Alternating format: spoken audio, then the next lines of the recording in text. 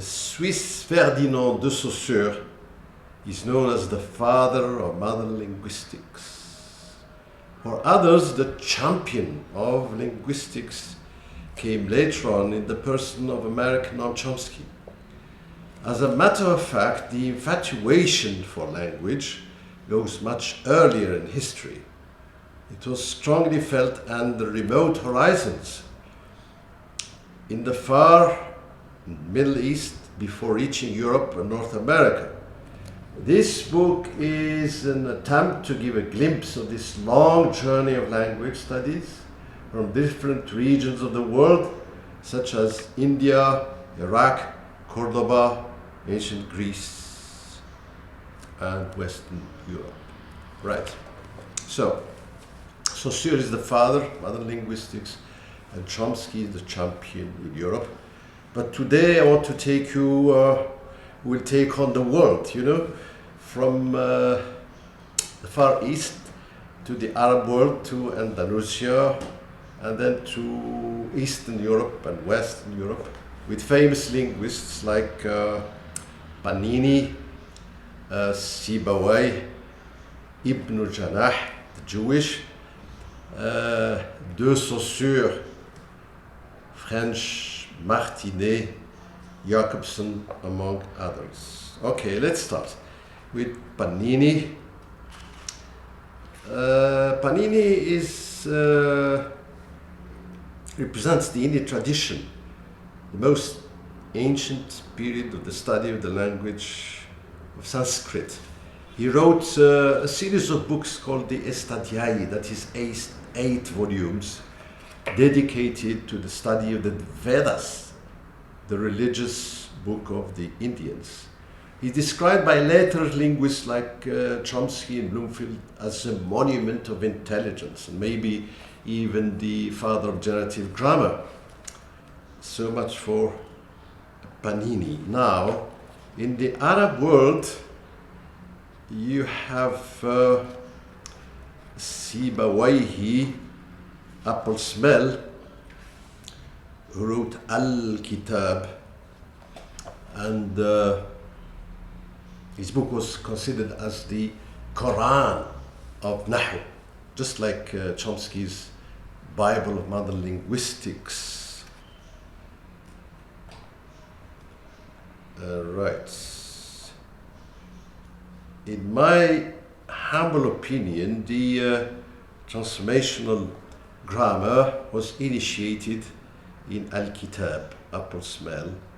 The notions of transformation, also used by Chomsky and government later on, were also found in Al-Kitab. One of the transformations I will give straight away is Ya Allah. Well, for him, this Ya Allah could be transformed into Allahumma. So this initial Ya is replaced by the final Ma. He also deals with the sound system, with the morphology of the verbs, with the transformational syntax, with semantics, etc., etc. Now, in Andalusia, you have Mr. Ibn Janah. That is when the Jewish people lived their golden age in Andalusia under Muslim rule. So they produced famous scholars like Ibn Maymun, and for the sake of linguistics, you have Ibn Janah, Rabbi Janah, as he was known in Andalusia. He's probably the most famous medieval Hebrew linguist. He's considered as the father of Hebrew syntax. He's also accredited with establishing the rules for the intricate exegesis of the Old Testament, clarifying its most problematic passages. Tafsir al-Tawrat, Ibn Janah was the most famous linguist. If we move, we have also the Jewish philosopher Baruch Spinoza. Right, if we move very quickly to Europe, you have Mr. Saussure. In the 19th century, Charles Darwin's ideas appeared and were largely predominant in every field, including language studies.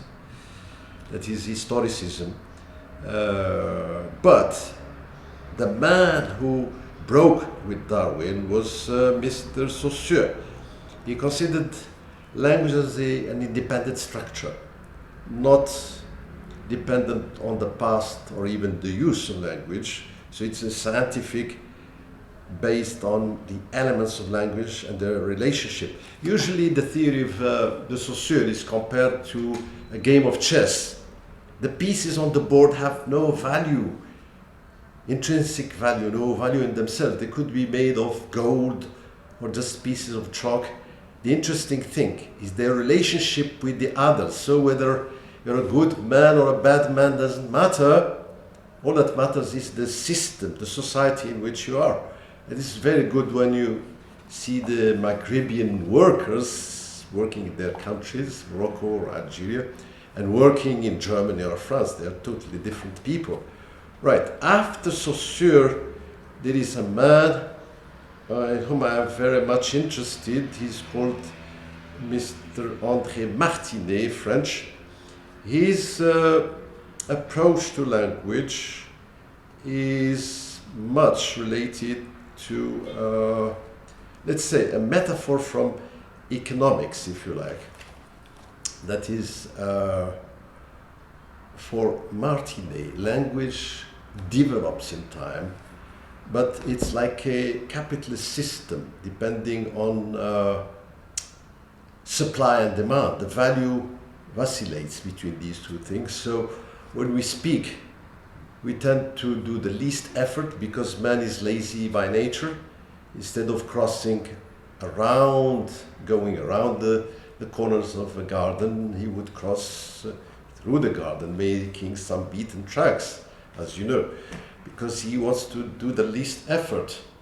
But if you do too little, then everything breaks. So if I say just whoa, understand nothing. But if I say, please, could you be kind enough to go to the kitchen and open the fridge and bring me a glass of water so that I can, etc., etc. It's too much. So I would say just water, please. As I used to say at York University, vegetarian, please, meaning please give me a vegetarian meal. Right, after this, you have also Roman Jakobson, who would bridge Europe and America. He was at first an eminent figure of the Prague school in Czechoslovakia. He belonged to the functionist school, just like the London school. And then he crossed the Atlantic and went to America, probably because of, again, of persecutions, like the family of Chomsky. And there, as I heard from Haj Ross, whom I met in the 80s, he said that he attended a lecture by Roman Jakobson, who lectured for 3 hours about rhetoric and poetics. And Haj Ross was converted. He said that in America, if you are an artist,